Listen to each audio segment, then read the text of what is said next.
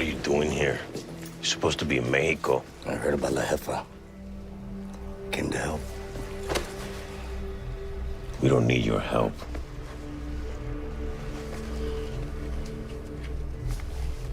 Looks like you do. She's alive, cabrón. Yeah, but she can't make decisions. I'm here. I can make the decisions. Mira, cabrón. You're a damn good soldier. But you're no boss.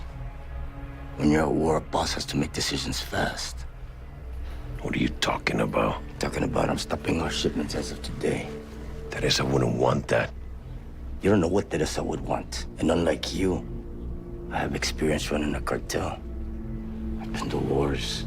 And I'm still here, doing zapateados on the graves of my enemies, cabrón. I'll be at Teresa's bar if anything comes up. Vamos.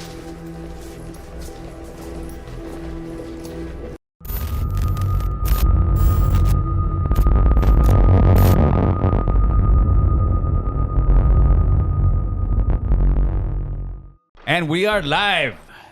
We got Boo in the house. I thought that was Boo Bear. Hey. All right, everybody, you guys know what it is. Welcome to sunny Southern California. Sunny. This is the one, the only, the American Cholo podcast, broadcasting live and direct to you from North Hollywood, California. As always, I got my co-host Boo Bear in the building. What's up? We're in the building today. Today's gonna be a good one. Today. First of all, if you got the kids, hide them. Yep. All right, just hide them because El Jefe de Jefes in the building. He is 420 friendly, and he made sure he wanted to be 420 friendly. That was the agreement. If not, he said he's walking out this bitch. I'm not gonna be here. Shit. For real, bro. So let me go ahead and introduce the Jefe de Jefe. Our next guest has made his mark in the film industry from acting, voiceover, stunts, lighting, sound, writing, and editing. He is very well known and been on shows such as, come on, give me a few. What do you want to know? Prison Break? Prison Break. What about Robert Rodriguez's Law and Order. Yeah, Law and Order recently. And he's also Might just look up IMDb. Of course, but I want to hear from you. But he's known for his role as BOAZ, one of the cartel bosses on Queen of the South. Please give a warm welcome to the one and only Joseph T. Campos. Let's do it. I salute you. Salud, my brother. To your brothers, man. Carnales, they're running it. That's ladies right. in the back. What's up, JT, man? First of all, thank you for flying over here and coming for the show, man. This is a beautiful thing, homeboy. My birthday weekend, man. I said I gotta. Oh, it's give your birthday myself a weekend. present. Damn, Yeah, Happy bro. birthday. Yeah. happy birthday, carnal. I was like, babe, let's go get out of town.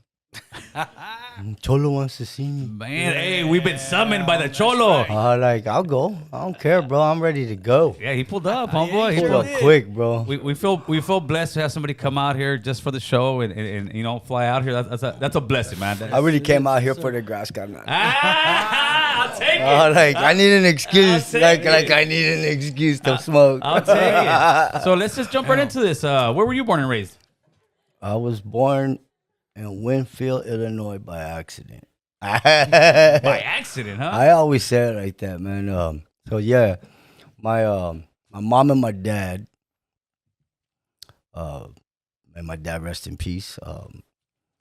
His brother, rest in peace, was dealing with the brain tumor building, and when they first found out of it, was my dad rushed to Winfield to go see his carnal, right? Mm-hmm. Now during the time, I can only imagine, you know how Mexicanos are. He put a lot of stress on my mama. All the worry, all that bullshit. Right. My mom's water broke. I was born. 3 days later, we're back in Texas, Mission, Texas, where I grew up. And yeah, my mom never let me set foot in Illinois. So you're originally from Texas, but on your birth certificate, people have to trip out. Yeah, you were born in Illinois. Is that by accident, bro? By accident, bro. Oh, that's good. You know, by accident, man. So, I should have been born in Texas, in the valley. Where I'm from the Rio Grande Valley. I claim the valley. The valley is mine. He's a ballero.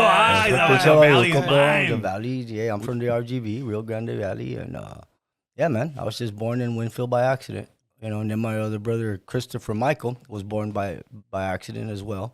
Because 2 years later, it grew out of hand. And again, my father and my mother found themselves up there in Winfield. And Boom, water broke.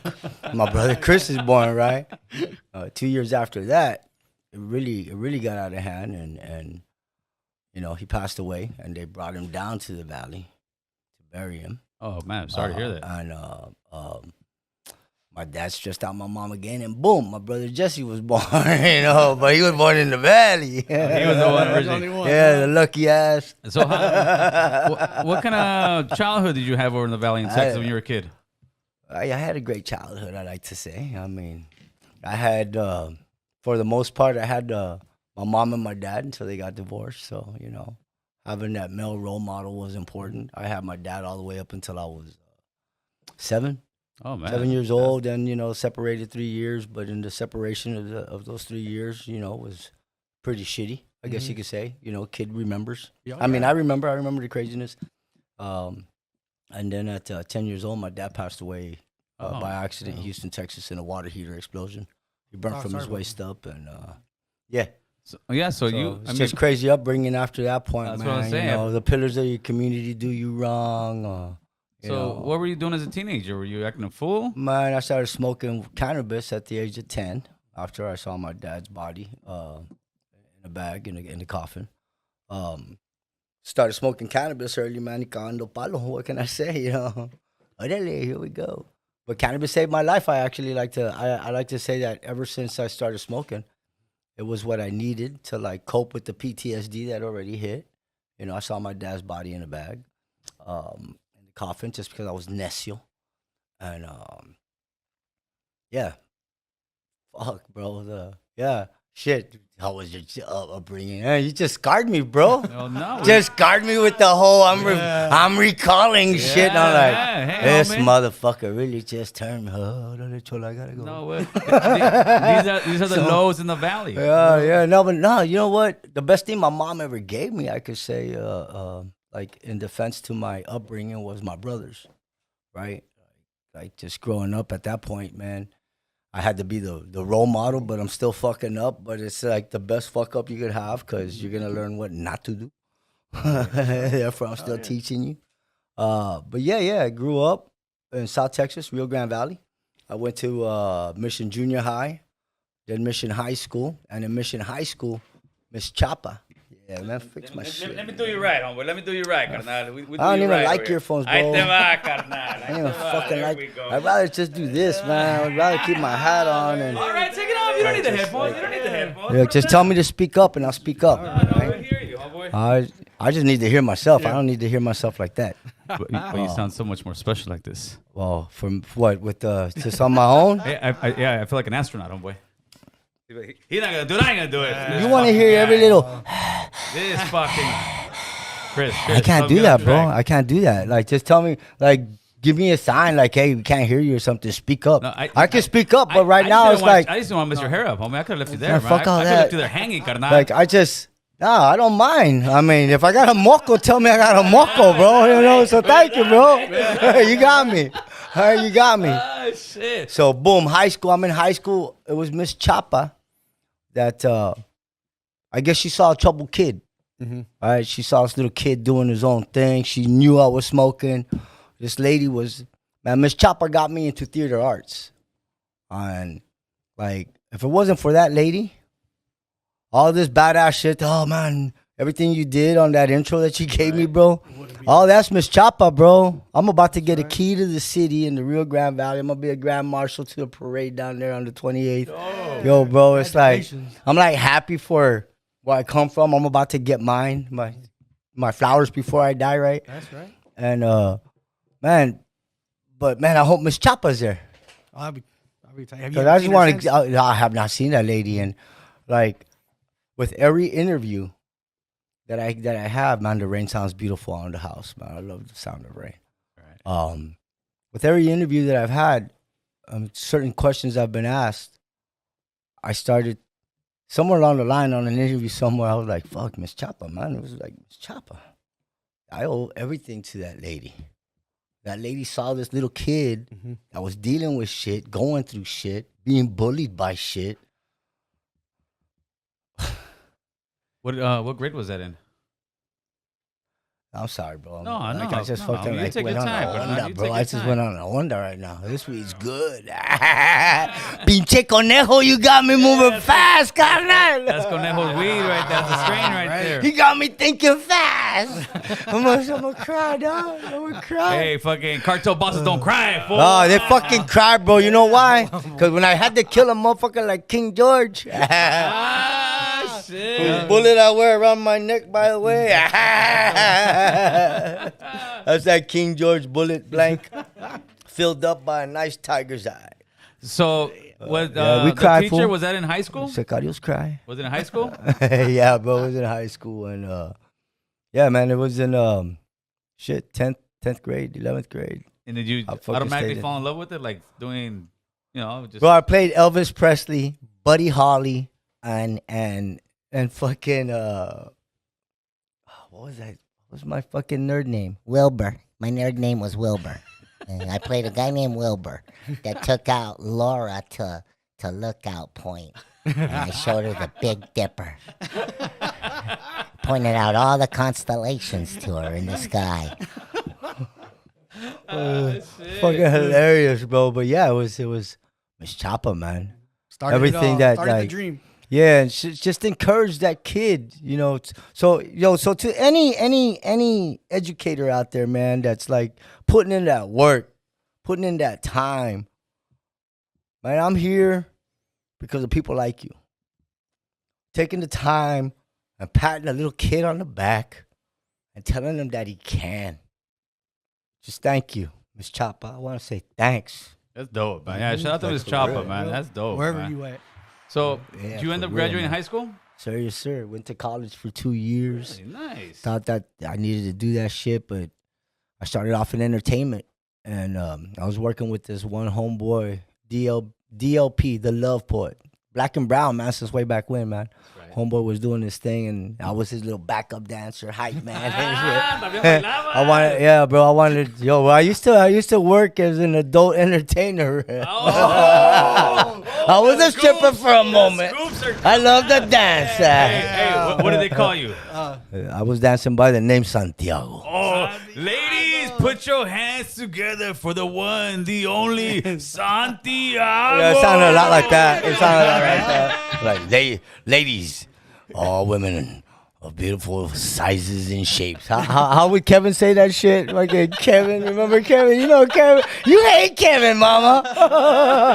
I saw Kevin trying to talk to you on the boat. I remember that shit. Fuck Kevin. Don't even get me Fuck started. Kevin. Fuck Kevin. Fuck Kevin. Kevin was a lot like the Matthew McConaughey character on that Magic Mike movie. Oh, yeah, you got to keep him away Well, from that your was lady. Kevin, man. Yeah, you got to keep Kevin away Kevin from the was lady. the Matthew McConaughey character, man. Wait, how? Were you nervous your first time up there dancing? Nah, bro. The thing is, when I went to go freaking try to get this job, man, Kevin was such a prick. He called all the other male dancers that like danced there, and he was like, "Hey guys, so we got this new guy coming in here, wanting to take your spots. See if he's got it." And so I had to like get up on stage and just dance for all these other motherfuckers that were in the club. I'm like, what the fuck? That's like, and because that was real. The testosterone, Yeah. sons of bitches, bro. And my thing was like, Kevin was, you need to get on the juice. You're gonna need to get on the juice. Shit. I remember that shit. I was like, juice? Fuck that, bro. Everybody wants a Clydesdale. Those Budweiser horses. Yeah. And I said, man, fuck that, man. People just want a horse, period, man. And I'm a Shetland pony, puto. And then where did you head off from there? Man, I always knew. Where the fuck did I go from there? I was already always a stunt man. I was still doing stunts, trying to work the game. So what kind of stunts were you doing, man? I saw that in your bio. You straight. I started off on the movie The Alamo, bro. Way back when I started off on the movie The Alamo, and That was your I first kind of just an break, right? An bro. extra? Yeah, I was an extra on the movie, but man, I was more than just a fucking extra. I was number 185. They had over 500 extras on this movie for Santa Ana's Army. Mm-hmm. And one day, bro, I rolled up and I'm walking out to the Alamo. I'm like, I'm gonna go talk to that fucking stunt guy, that one stunt guy, whatever the stunt coordinator, whatever the fuck his name is. And nah, that just took it serious. I was like, well, I found a paper because I was like, why does everybody want those little white papers, man? Like everybody gets a little paper. Oh, that's the breakdown. Oh, that's a breakdown. Oh, that tells you everything we're filming today. Oh shit, man! If I get my hands on one of those, and then it had everybody's name and everybody's department and all that shit, and I felt like, oh shit, I got the breakdown. And when I had the breakdown, bro, blueprint. You got the blueprint. I was like, oh shit, like. Man, my life was never the same after the day I got that. Like, I did 6 months on the set, and I think I got that, like, maybe a month in. Because I didn't give a shit. I was just, bro, honestly, I was just selling cannabis on the set of the Alamo. If I can be fucking really, if I can just be honest, like, on levels of where, I'm going to be honest on a level where nobody's ever known this honesty. Yeah. You know, You're it's first, just, right here. You're at the right place. and now because marijuana is It's legal to sell it now. okay. Not in Texas, bro. I'm still in Texas, bro. Yeah. I was pendejo. All right. But pendejo needed to pay bills. Yeah, that's right. You gotta do what So, you gotta do. I was you getting were the rid of weed a guy in the pound set. at least, bro, a day, bro. You could be an exotic dancer Bro. and you ain't no pendejo. Yeah. On the set. Damn it. No más tengo cara de pendejo, okay? No más tengo cara de pendejo, man. But if I was moving like that, and first I took like a QP, boom, I got rid of a QP, man, in less than fucking 30 minutes, Quarter man. pound, people. Quarter pound. Fuck. Damn. I'm like, damn, I gotta take it. No, I gotta take 2 tomorrow. Took 2 the next day. I want to Everybody Santa all up Ana in your fucking trailer, huh? soldados, bro. I had a little haversack. I got 2 fucking QPs in this bitch. Hey, no wonder Mexico lost the Alamo. They're all high. Oh, bro. Nah, bro. Because of you. He's the reason Let me Mexico tell you lost the something. Alamo. No. We all know the history. What? We all know the He got the history. Americans fucked up. Mexico won the Alamo. Ah, shit. Nah, man. So Mexicans who really was buying won. more weed? Was it the Oh, American my army or God. the Mexican army at that time? Bro, man, all I'm gonna say is this: cannabis has paved the way for me on so many different levels. Billy Bob Thornton, I love you, bro. Wherever you at, you ought to hit me up. I still got the good green, dog. Oh, Billy Bob. I'm just saying, man. What's up? I linked up with Billy Bob. I said, we got a mutual friend. I got a Billy Bong Thornton and a Wesley Pipes.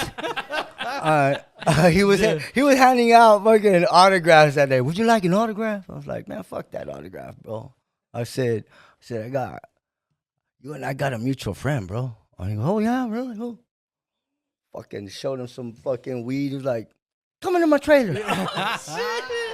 So I'm inside Billy's trailer, right? Fucking smoking. And I just said, bro, when it comes time to kill you, just know my number, man. 185. Shit. Know my number, dog. 185.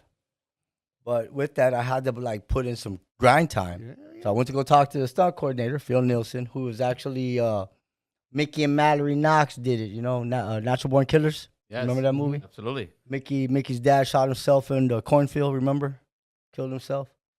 That was my stunt coordinator, Phil Nielsen. And he's riding on a horse. I'm walking to the Alamo smoking. He pulls up on me. He rides up on me. He literally pulled up on a horse. What are you doing, boy? What you doing so far from the plantation? I said, what you doing away from where you should be in holding? Action holding. Like, hey, is the ground softer on the other side of the field than it is over there? And he looked at me like, what are you saying, pendejo? I was like, you're stuntman. I just want to show you what I can do. You know, if I could just do that, please. He asked me for my name. He said, what's your name? That day I said, my name has been replaced by what I've become. He looked at me like, what the fuck? He said, well, what's that? I said, I'm number 185. I gave him my extra number. I'm number 185, you know. It was just something I saw in an old movie once, man, with the Jews and in the concentration camps and how. Okay. And it was just a line that I remembered from that movie. Like, I've been replaced by what I become. I'm number 185. That stuck in his head.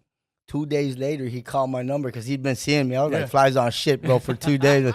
I was anticipating this man's need. I was just watching his move. Oh, he's just gonna go take a piss. Oh, he gonna probably, I don't know what he's doing, but I'm gonna stay watching him.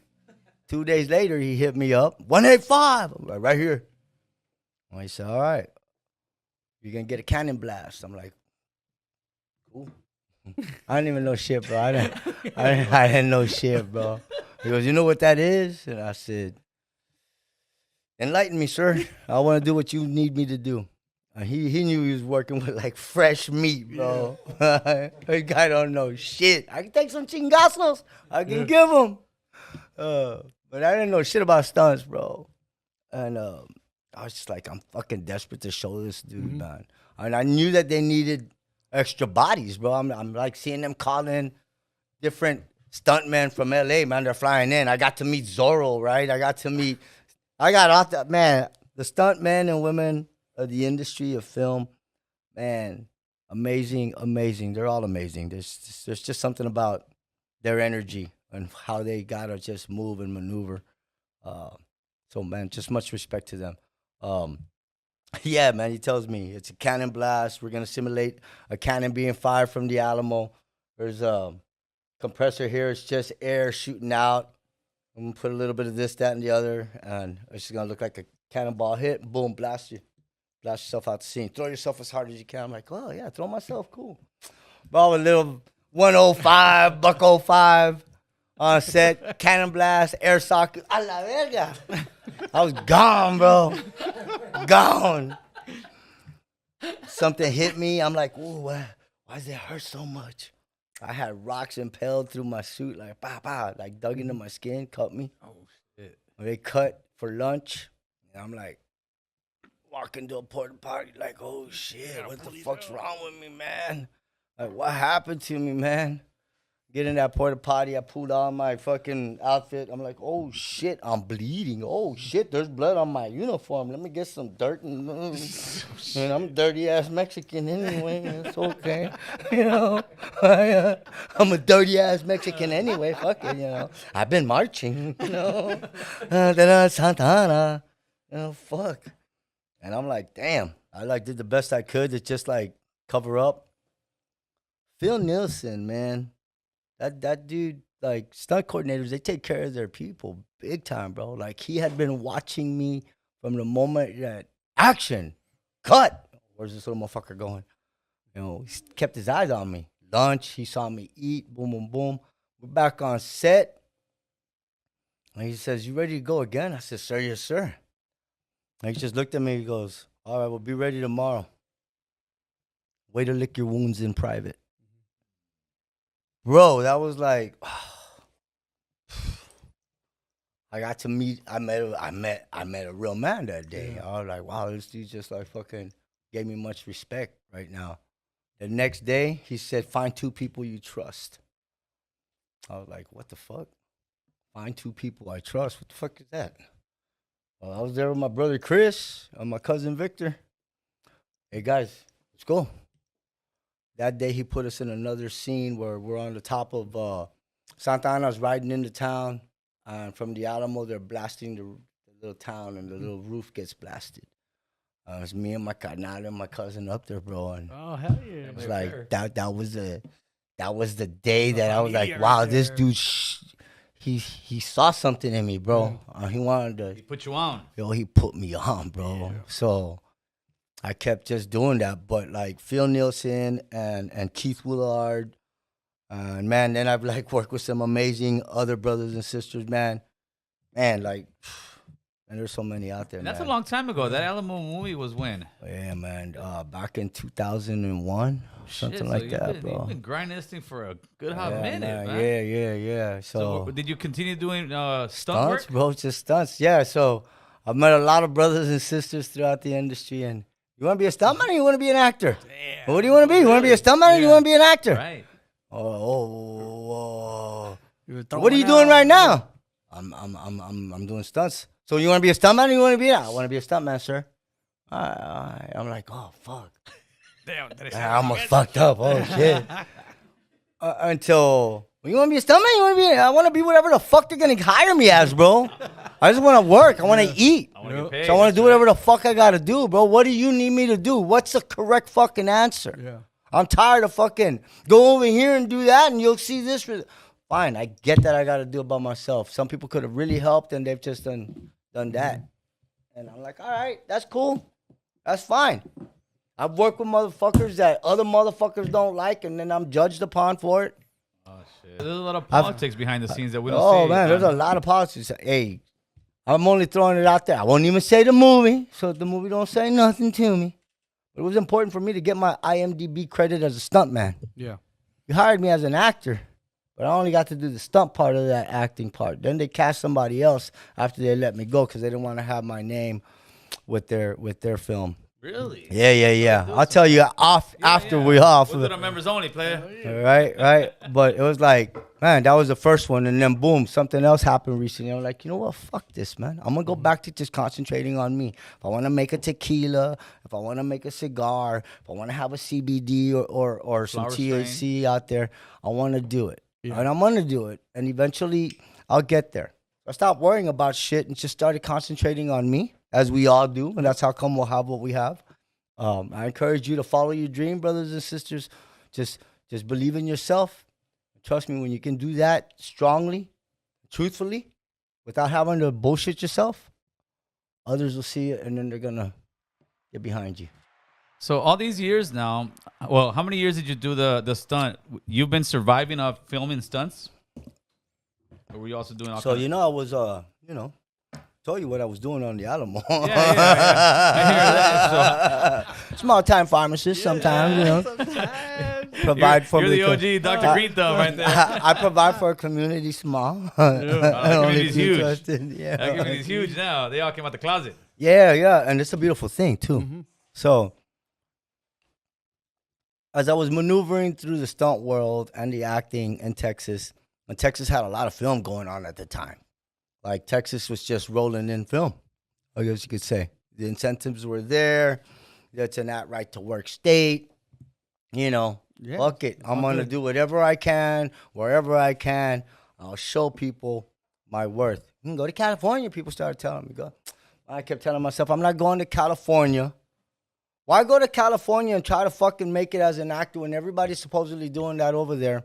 Right now, movies are hitting Texas. If I can't make it in fucking Texas, how the fuck do I expect myself to make it in Cali? If I can make it in Texas first and foremost, in this thing they call the acting world, then maybe that means I should be in Cali. So boom, just kept chingándole. And thank you, Russell Towery, stuntman, stunt coordinator, called me up. I had just gotten done working on From Dusk Till Dawn, the TV series. Boom, the shows, the talk of Queen of the South is coming to town. Boom, boom, boom. Russell Tower is the stunt coordinator for the show. He needs to start getting some Mexicanos together. Puts out this call to, hey, all stuntmen and women, Texas, a big old stunt meeting. Showed up to that meeting, gave my headshot, took my canales with me. He sees me, he's like, oh, you're perfect. You do some acting. I had just worked on American Crime as well with Cabral. And like, you act? I was like, yeah, I act. He's like, oh, there's a small scene, minimal dialogue, take a kick to the chest, boom, boom, boom. That's it. Man, that ended up being 13 pages of dialogue. He's like, man, I hope your fucking acting's better than your stunt work. I was like, oh, shit, and I got to act now? Yeah. Well, I did my acting. No one will ever see that at all from Queen of the South. And shit, man. I got told by Ben Loboto, who was one of the original writers and showrunner of season 4 and 5 with Daylin Rodriguez. He said, bro, you're good, kid. You're fucking real good. If we get a season 2, I'm developing your character. And I'm like, whatever. Okay.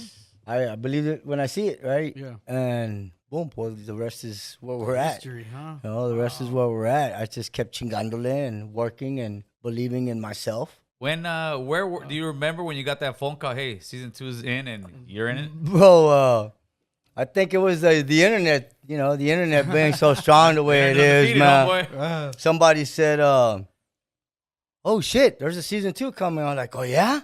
Yeah. Badass. Cool. All right. So I started thinking about what I was told. Yeah. I'm like, all right, well, Yeah, we'll wait see. for that phone What's call now. up? Whatever. Boom, I get a phone call from my agent. Oh, shit, they want you for 5 episodes, season 2. I was like, what? For real? Hell yeah. But it's funny, man, because I always knew my character was going to go the distance. I just always fucking knew. I've told this story to my girl, and I'm just like, man, I just always knew I was.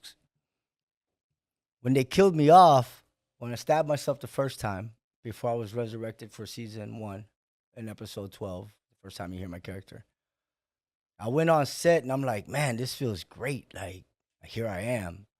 I'm this sicario that's trying to do right for his wife and his daughter. And Teresa shows remorse to this guy. And Teresa respects this guy. And because of the way that scene was filmed and the way she respected this guy and she honored his death, it's because she was reminded of who she was. And this guy was like the flower, because Teresa was referred to as the flower that grew in the valley of darkness in spite of the fact that there's no sun. Remember that episode? I think it was episode 4 of season 1. Right. So that was like, he's a flower that grows in darkness like me.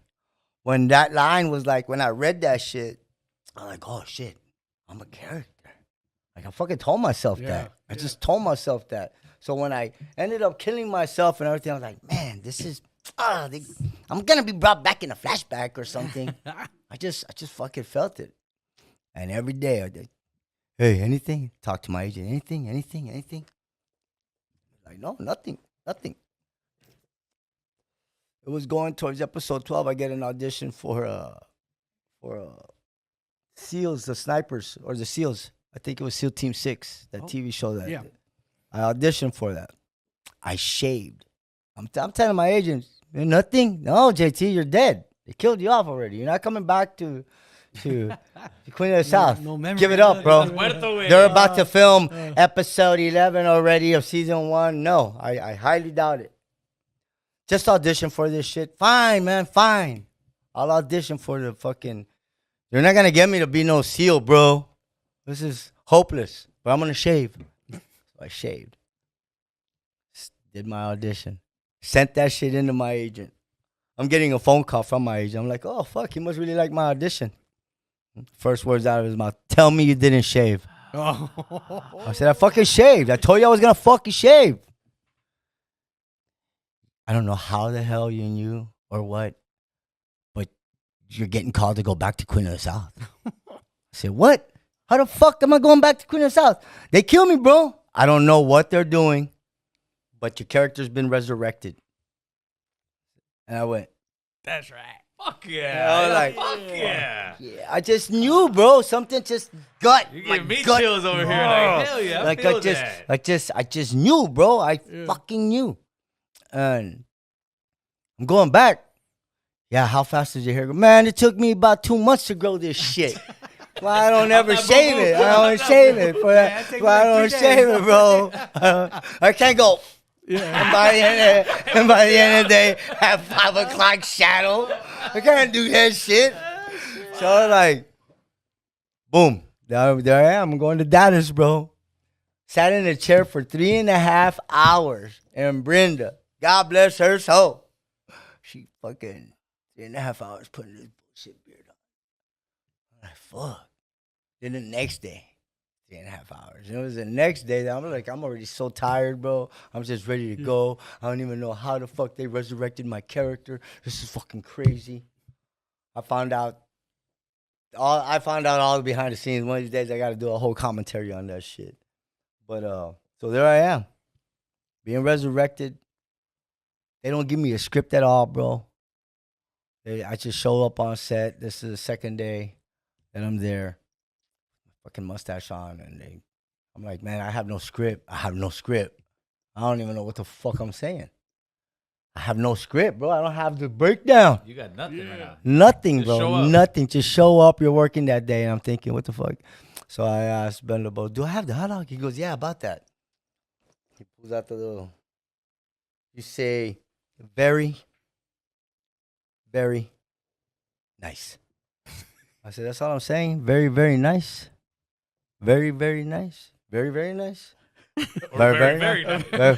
Very, very. Like, how do you say this shit? All I'm saying is very, very nice. What do you fucking mean? Let me see. And he shows it to me. Being extracted from DEA safe house, thrown into the back of the van.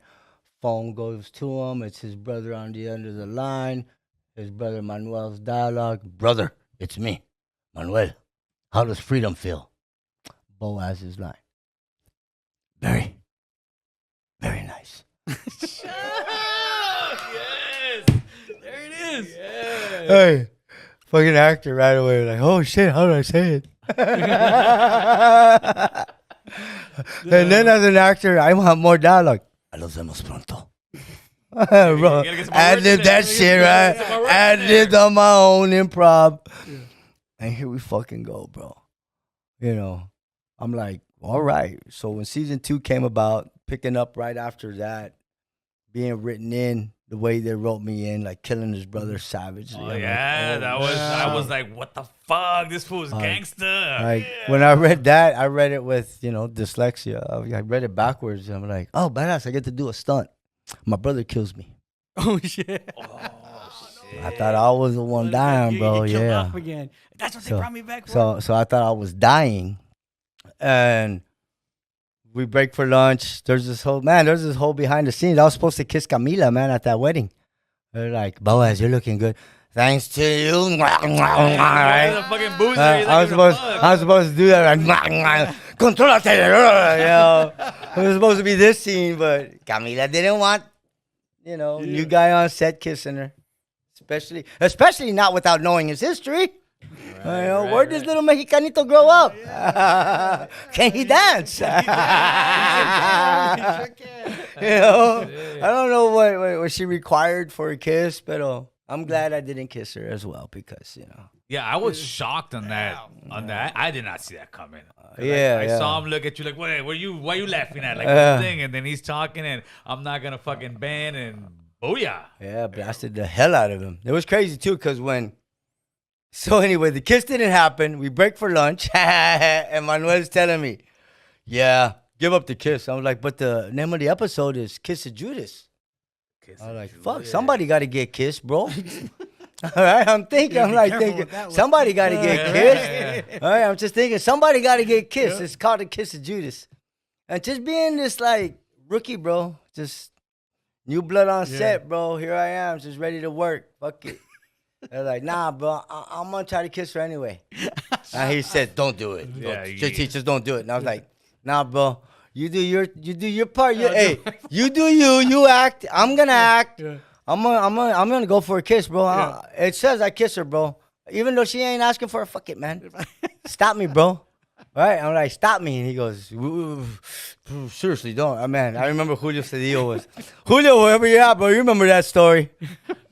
He's advising me not to. You think? And I was like, fuck it, I'm going to go for it anyway. All right? I'm going to go for it anyway. So, yes, Miss Veronica Falcon, I was trying to kiss you on season 2.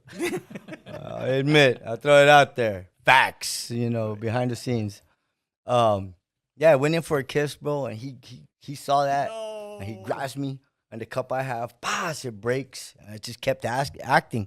Mm-hmm. Like, what? Yeah. I wanted to thank my savior. He's like, contrólate, estás bien borracho, blah, blah, blah, blah. And I did that whole... Yeah. The director said, I don't really like that. Camilo was like, no, I like that. He's telling me, fuck you. Yeah. And I was like, I am. Yes. I told her I am. Yes. I was just like, man, I just went with it. I was like, all right, man, fuck it. When we're talking in the thing, he's telling me not to kiss her. He goes, are you ready for tomorrow? And I said, yeah, man, I can't wait till you kill me. Mm-hmm. And he was like, damn, you're a good actor. You fucking, I almost believed you. You're fucking with me, right? I was like, I'm on my phone reading it real quick, like, oh shit, I read this wrong. Yeah. Oh fuck, I kill him. Oh snap, damn. Oh shit, I gotta go home and research now because I didn't even know. You thought I'm gone. Yeah, I thought I was gone. I thought they were gonna kill me off. Fuck it, I'm out. You tried to go out with the I was kids? ready to die too. I'm not gonna lie, bro. I was ready to die. I was just telling man, I'm like, fuck yeah, I'm ready to go. Yeah. I got another fucking Like, episode in. Yeah, but wait a minute. That's only the first episode out of 5. My agent said I'd be in 5. So, now it makes sense. Oh shit. How do I kill my brother? When do I kill my brother? So that's when the homework started, and it was that epic line of dialogue. I'd rather die on my feet than, damn, culero, you want to die on your feet? There you go. Get it. And it didn't matter where we were seated. I just had to sit next to him because I'm my brother's keeper. I got my brother's back. So be careful who has your back because they ain't always your real brother. The kiss of Judas. A kiss of Judas. Oh, man. And because he would not let me get close to kissing Veronica's character, Camila, that's why I kissed him real quick.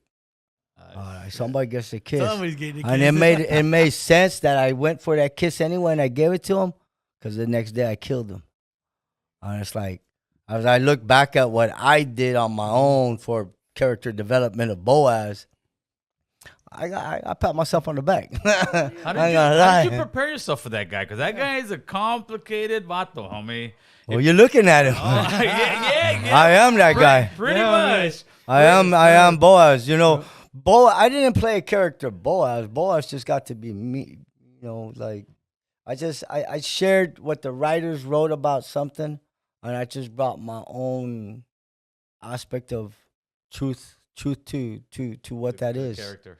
And that's it. Like, yeah, se pasan de verga with their writing about who Boaz is, but it wasn't too much for me to just like, all right, let me just be authentically real if I can with what that would look like. Because I grew up in South Texas and I know what ugly is. And I've seen ugly and I know how that crazy world moves, sadly. You know. And then, you know, what I love about Queen of the South is the way it was written, season 5. Like, you always thought it was these drug dealers running the ship, but at the end of the day, who was it? DEA, CIA, FBI. Yeah. It's always, You know, and it's like, it just really makes you think. Conspiracy theory? Hey, I don't want to say anything stupid because I only got cara de pendejo. Okay? So at the end of it all, how many episodes were you actually I in? don't fucking know, bro. Wow, that many, huh? I actually like saying that. I don't fucking He know, knows. bro. He fucking knows. Too many to lose count. More than 33.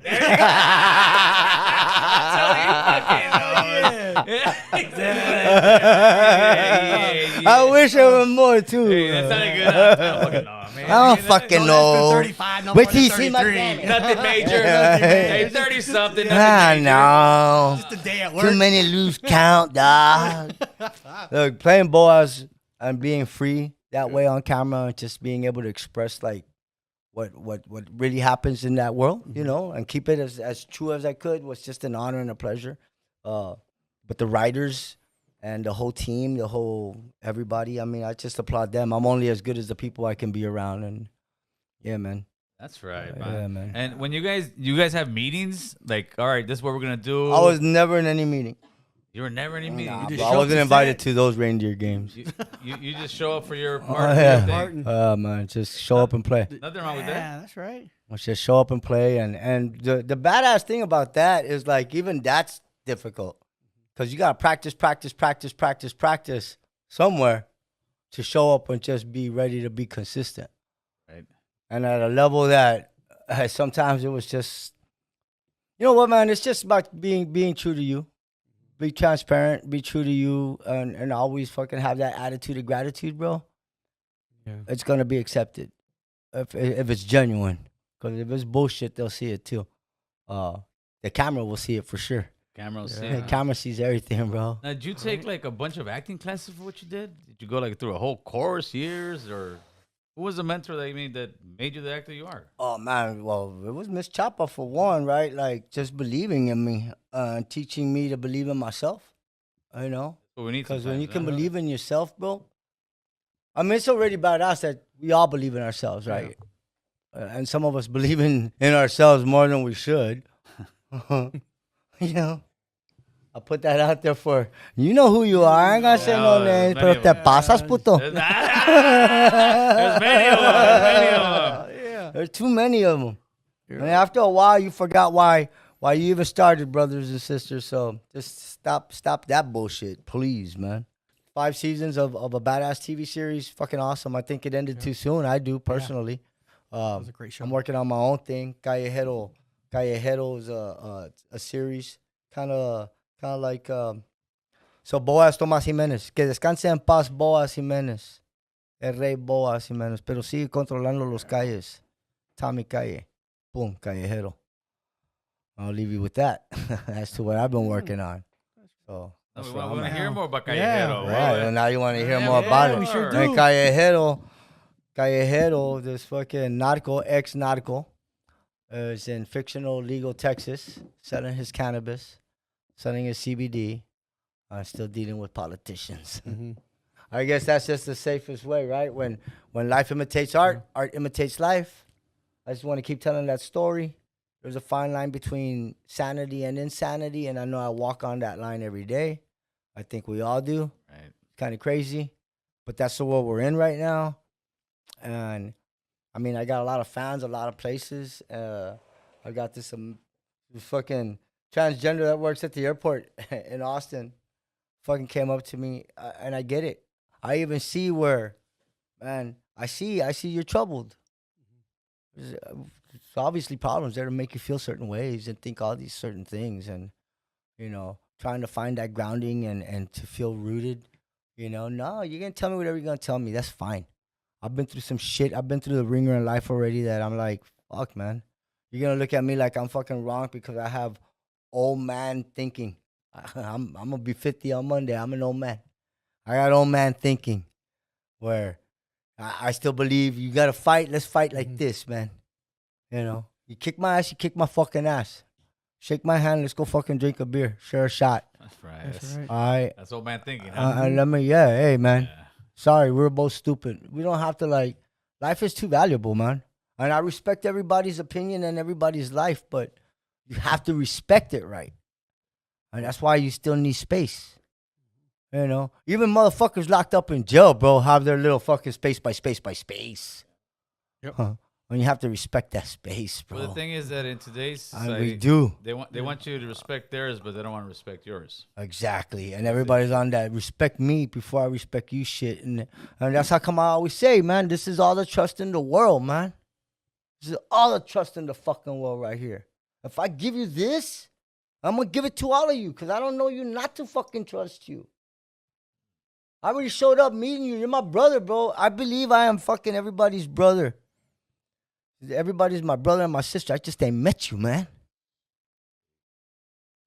And when I meet you, I'm going to give you all the fucking respect in the world. Now, if you think this ain't shit, carnal, my sister, I don't know where the fuck you been, but this is everything. Because when we put something between it, now we got nothing. I thought we were like this. Good Which means I example. love you, don't it? I love all y'all motherfuckers, man. I do. Just don't put nothing between the trust.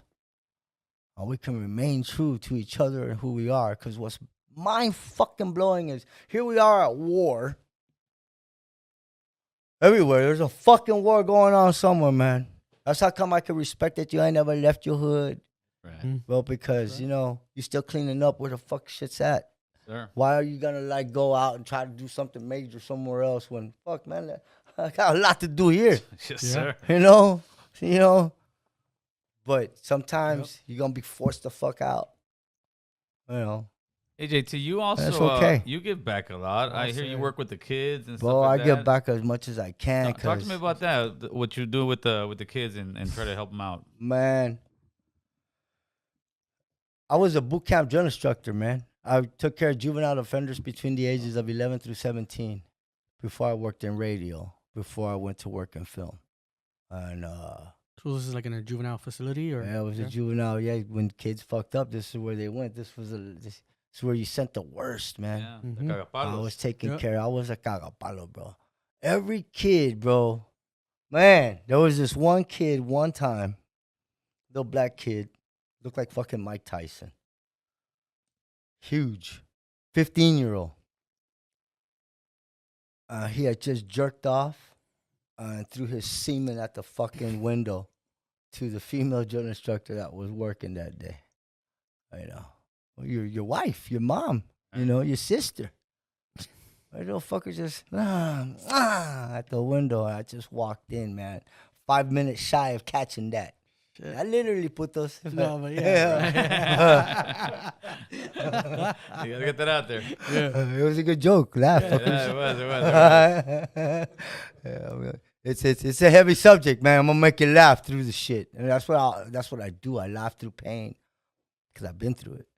So I show up, man, and this kid sees me. And he's like, "You Sergeant Campos?" I said, "Yeah, I'm Sergeant Campos, bro." Little buckle something showing up, man, and a little fatigue and shit. Yeah, the fucking fade. I said, "Open up the door. I'm going in there." "Oh, you don't want to come in here. Open up the fucking door. I'm going in there." So I walked in. This kid, I got all the way to the back. I walked in and he goes, "What you gonna do? What you gonna do? You gonna come up on me? Huh? You gonna come up on me?" He was a big little fucker too, man. This boy probably would have fucked me up. I said, "Yeah, I'm gonna come up on you." And I gave him I ran up on him and I hugged him. Just ran up and gave him a hug, bro. Fucking nobody ever seen that shit in the boot camp, man. People were like, "What the fuck, Campos, did you do?" Because this kid was attacking the drill sergeants, and this kid was like really rebelling. He thought I was like 6'3" or something, man. He thought I was bigger than him and shit.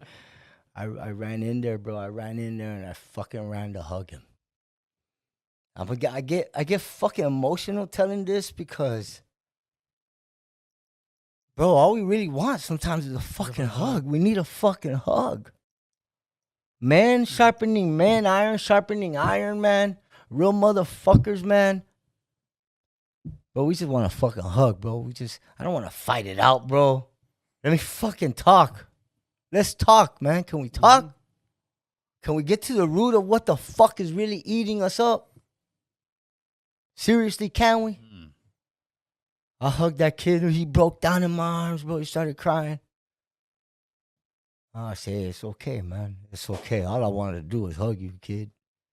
I said, "I needed a hug today, man. I needed to hug something that I could say I cared about." And I didn't even know this kid. But my job was to care, bro. So, yeah, man. I never put my hands on any kid, man. And every time I did, it was just to give him a hug, bro. And some of these little kids, man.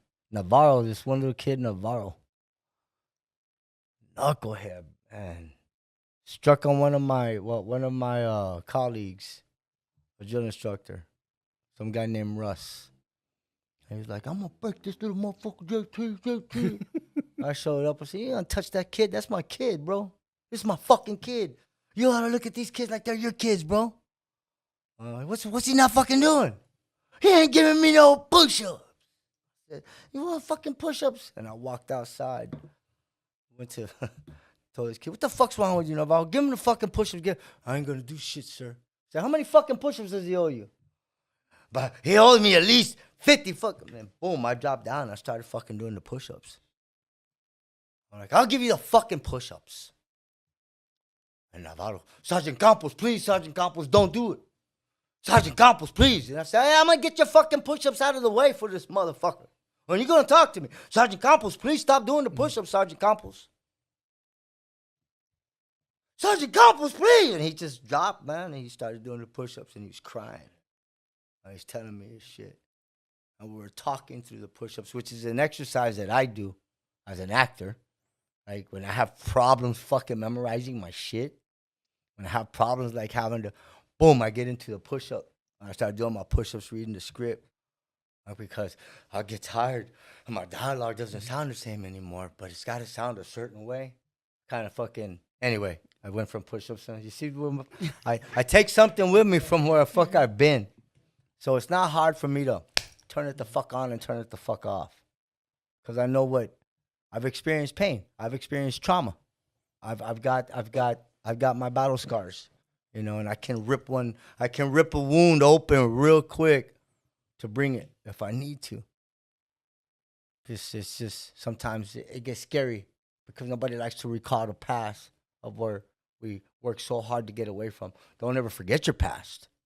Don't live in it. You don't have to live in it. Where you come from doesn't end up meaning that's where you're going to end up being. You know, it's a beautiful thing that we've gone through the battlefield in life.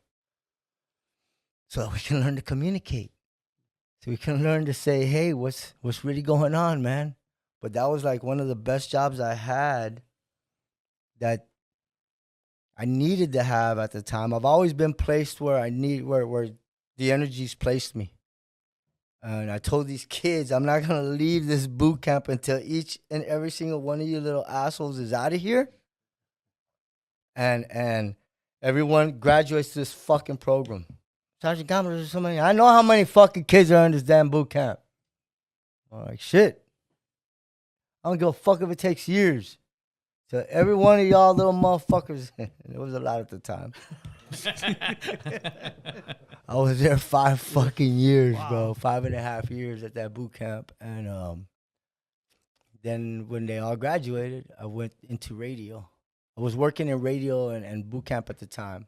But I would officially quit the boot camp, jumped into radio hardcore, KKLB 92.5, until I cut a commercial for the movie The Alamo, needing extras. That's when I told my listening audience, hey, I'm going to become an extra. What were you doing on the radio?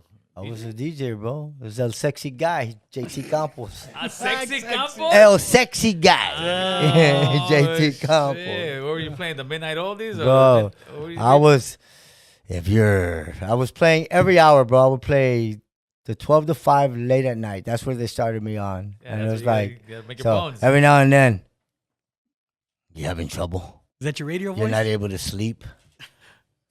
Well, then do like me. Use your fingers. And give me a call at 512.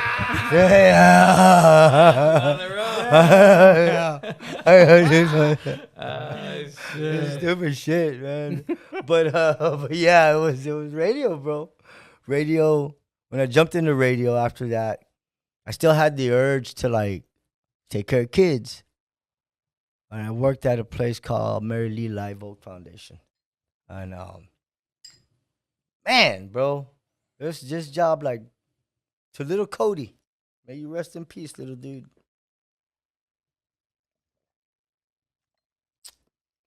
Oh man, I've not told this story.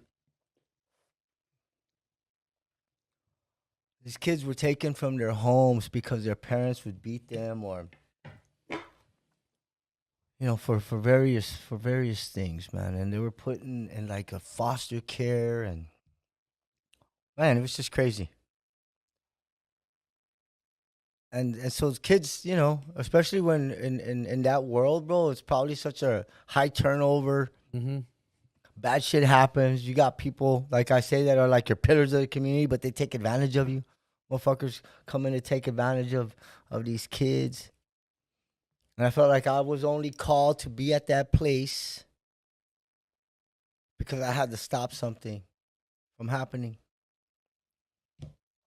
Bro, I ended up picking up bodies as well, guys. A lot of people don't know that I worked for the medical examiner's office for 3.5 years in Travis County. I picked up over 500 bodies in 3.5 years before I did anything. During the time I was working in radio, before I became an actor.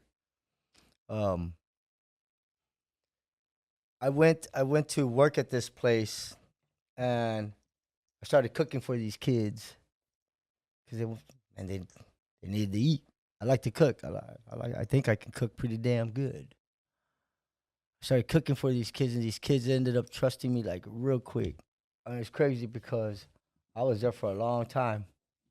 I was there for at least 1.5 years. I think maybe longer, but at least a year, man. Shit.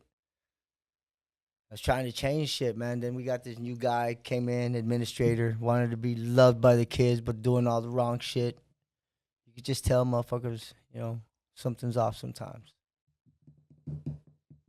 Well, little Cody got caught in an undercurrent on an outing.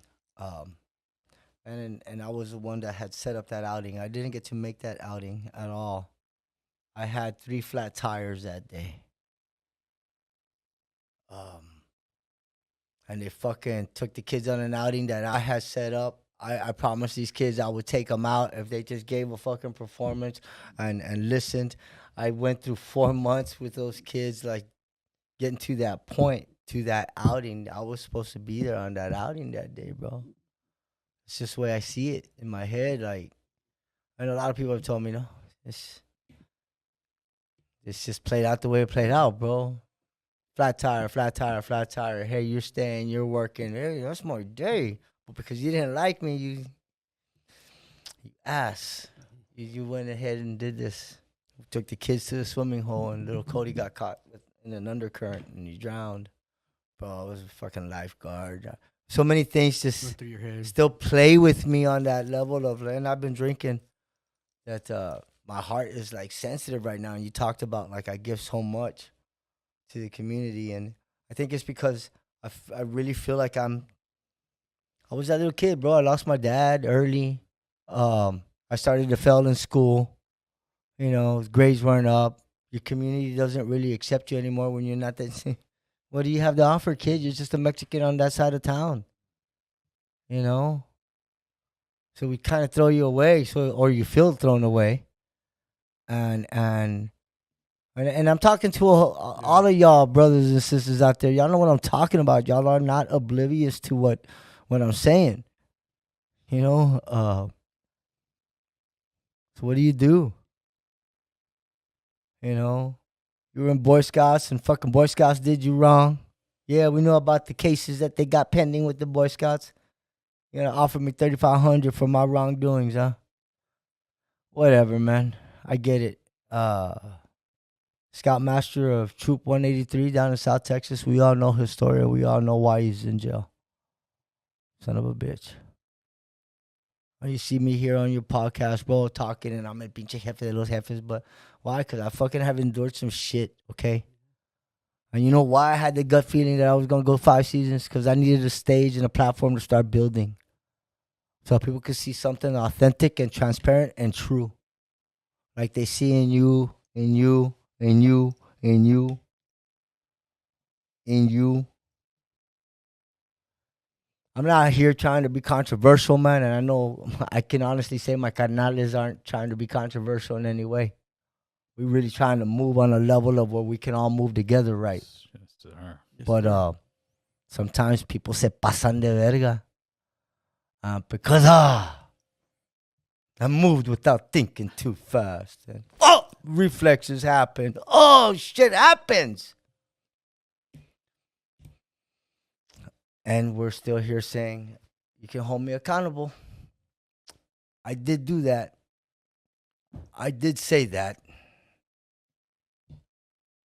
Sometimes you say what needs to be said. And I try to say it all the time, brother. I do. So when I knew where the fuck I was coming when you needed to see me, I'm like, fuck yeah. So how did you end up here? Huh? Yeah. Let's so how the fuck did I get here, right? Because before I lose train of thought, which is probably like that train of thought fell off the tracks a long time ago, man. I think it's a gentleman we both know, Mr. Gotos, man. Well, that's my boy Julio, man. I know his government name. Hey, I hate when people say that shit too. That's my government name. Bullshit. That's the name your mom and your dad gave you. So shut the fuck up about your government name and bullshit. Hey, accept who you are, damn it. Begin with that. Accept who you are, man. I wish my dad would have named me Santiago Jose Maria Campos Jr. But my dad didn't like his name Maria because it was, man, pops were, But that's why I danced under Santiago. And every time I meet a James or a Jimmy, I'm like, damn, that's my dad show up. My dad just showed up. Man, you'll recognize signs to what you want to call signs in your life to the purpose that you move in. Simple as that. And y'all know what I mean, man. So, little Cody getting caught in the undercurrent and all that just had me still on the onda like, man, bro, I needed to be there. I needed to be there, man. That was my little boy. Mm-hmm. That was my kid. Like, man, it took a long time to get in Cody's little heart, man, but that was my little kid. And when that happened that day and we buried Cody, I just quit that job. and I said I can't do this no more. I gotta find something else. And I think I went into radio at that time, and I had an opportunity to pick up, bodies. I say an opportunity. I had an opportunity to get in contact with real energy and what energy feels like and looks like. So I took advantage of that, and man, from there, just like wanting to stay involved with the communities, because that's the only reason why I get involved, bro. Like wanting to help out with the communities. I moved to Austin years ago, met up with one of my homies, and he was working at some little film school. I said, bro, you had a film school? He goes, yeah. I got a bunch of kids, man, I got to fucking deal with. I said, bro, congratulations, bro.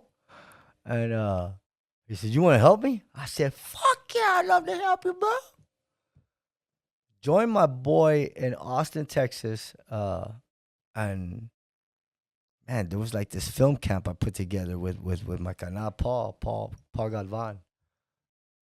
And that's where I like kind of see my focus these days. Like, if I can get involved and teach these kids how to take a chingazo. And it's not even how to take a chingazo. I said that wrong, right? It's like doing the stunts.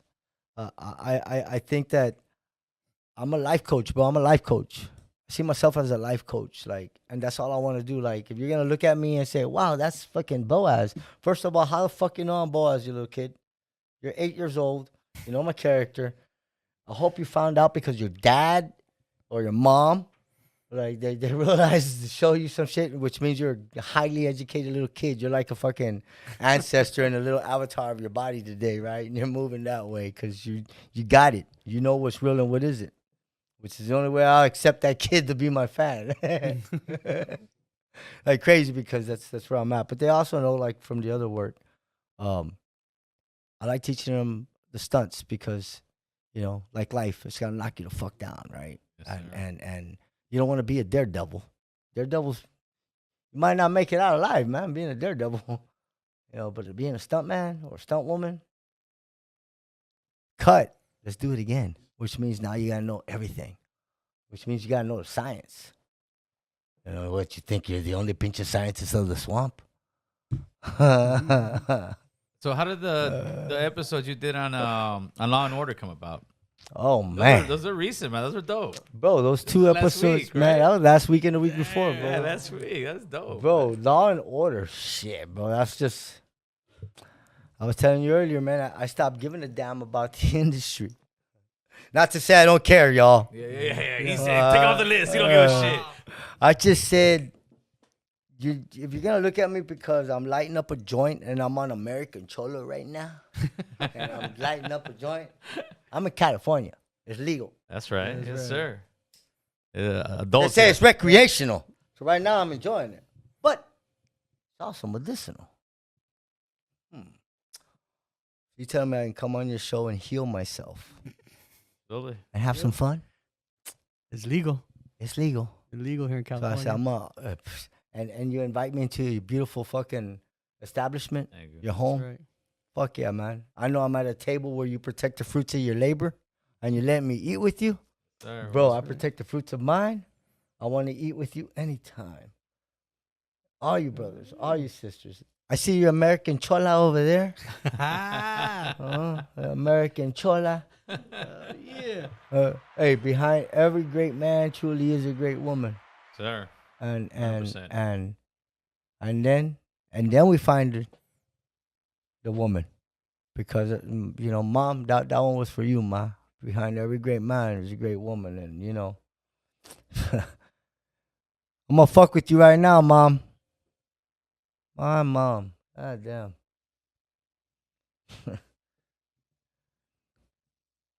I know many a times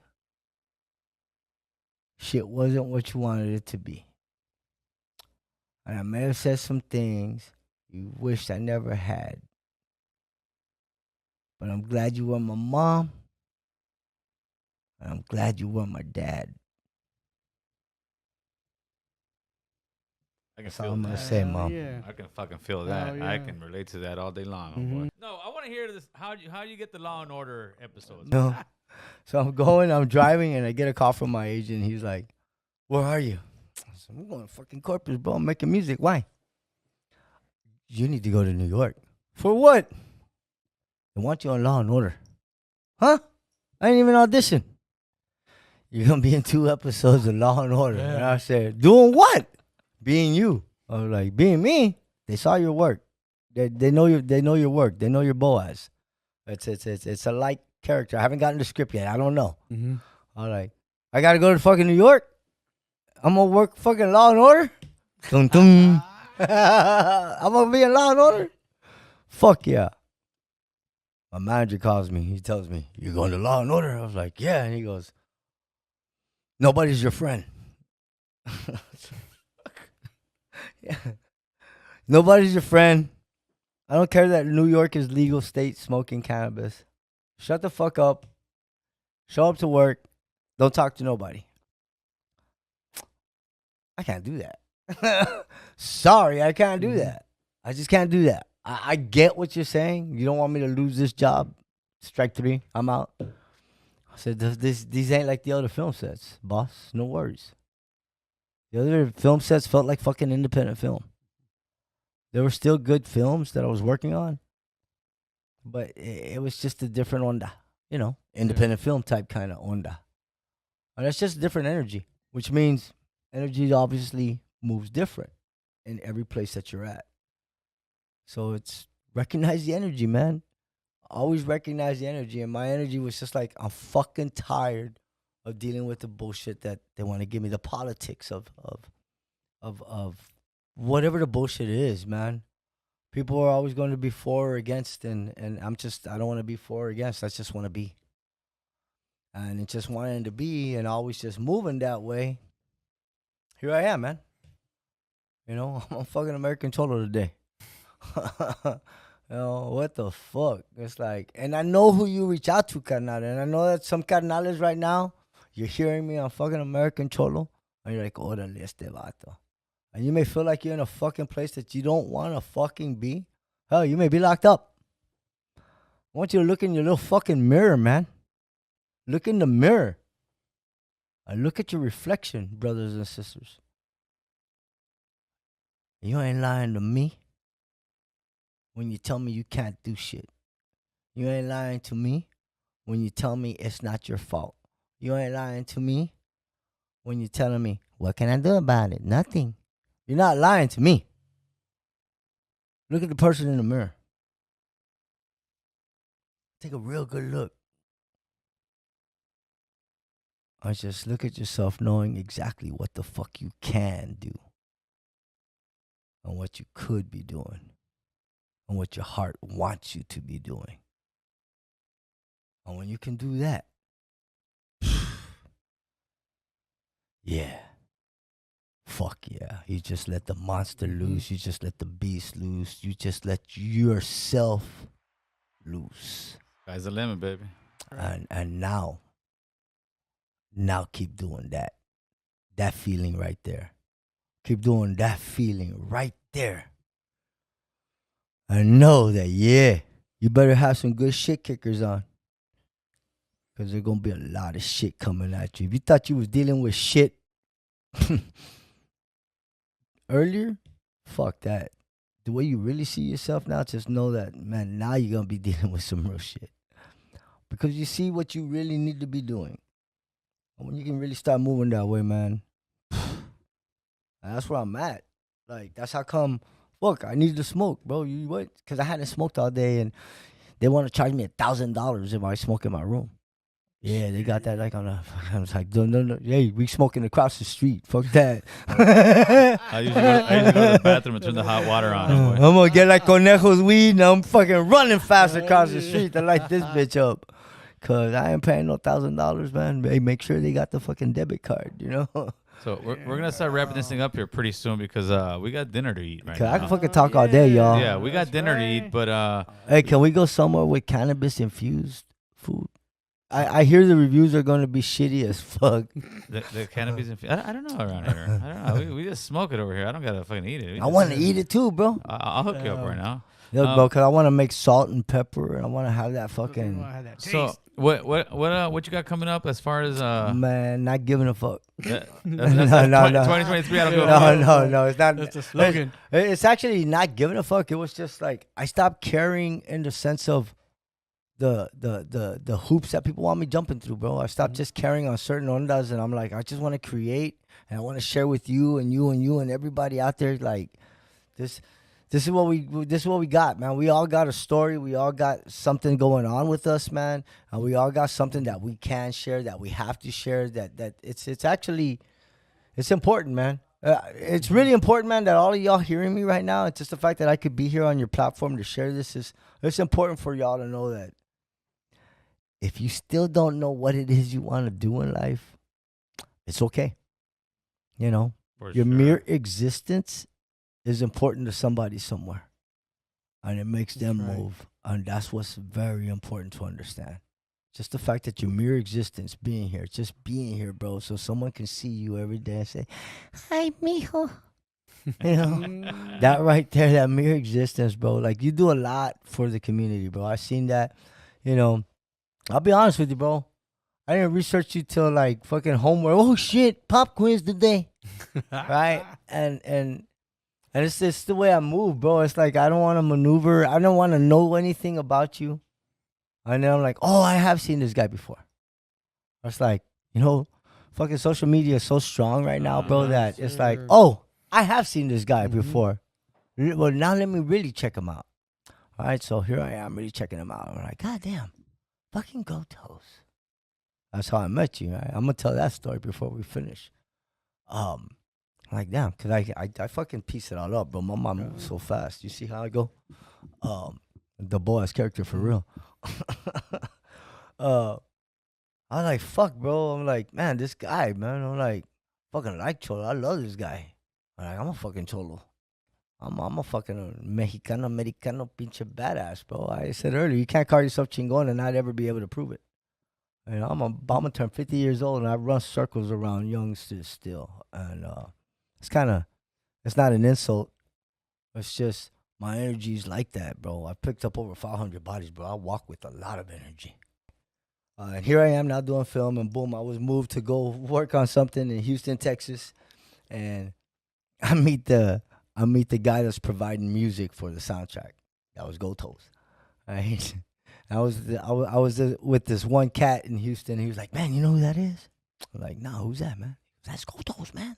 That's Go Toes. I was like, I don't know who that is, bro. And he goes, man, you've heard of him. I was like, I probably heard some of the music. You telling me some of his music's been in movies? Oh, that's badass. Some of his artists, oh, cool. What, you want to be repped by that guy? Well, let me go talk to him. I went to go talk to Go Toes. Like, you know who I am? I was like going on season 3. I was BOAZ. He was like, I don't know who you are, man. You know who I am? Like, nah, I don't know who you are, man. I'm Go Toes. You never heard of me? Nah, man. I'm JT Campos. You ever heard of me? Nah, man. I was like, cool. Now we know each other. Yeah. All right? So we started talking, bro. That's like my first meeting with Go Toes way back when, bro. And I was like, I never knew who you were, bro. But fuck, man, I love Go Toes. Like, Go Toes he's like the missing link, right? Like, he's the last link in the chain, badass, man, that you fucking need. You know, because that guy is connected from fucking everywhere, bro. He's tapped in.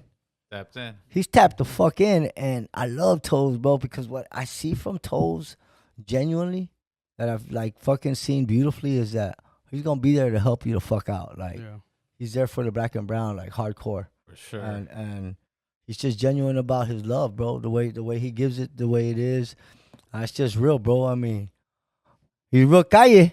That's my boy. I'm Tommy Calle, man. He a callejero for sure. He's streets. Yeah, for sure. But you know what? We need a little bit of street in us, so it keeps us grounded and planted. So, man, I think maybe sometimes I was forced out the valley, but for the reason if we just stay stuck here, bro, it's like crabs in a bucket. And we all know that analogy: brown crab, black crab, and fucking white crab. Fishermen on the We're gonna go out and listen to some music here. But I'm gonna finish with the crabs. Don't be a crab. and help your community. And that's what I love about what you do, dog. Thank you, JT. And how you out there making sure that no one falls into that fucking cycle. Because as an OG, bro, honestly, what I could say about what I've seen with you and everything I studied, because I did my homework. What I love about you, bro, is like you're such an OG, dog, that you know how fucked up it is, and we ain't gonna leave it fucked up for our futures like that. Sure. If you're really fucking OG, and you know what the bullshit is, we make sure we ain't leaving that shit behind. We're here to make sure that shit stops. We're here to make a change, homeboy. We're here to make the fucking change. We're here to make bro. a change, people. Fucking love you, I dog. appreciate you guys for tapping in. Love you, JT dog. Campos, the man with I the love you, bro. energy, man. I loved it. Thank you guys for tapping in. That's because I'm chill, And dog. we're about to eat some nice home cooked Tamales? Nah, we got some better tamales right now. All right, people, we're out. We'll catch you guys later. Appreciate it. That's right. That's Fucking right. cholo time, baby.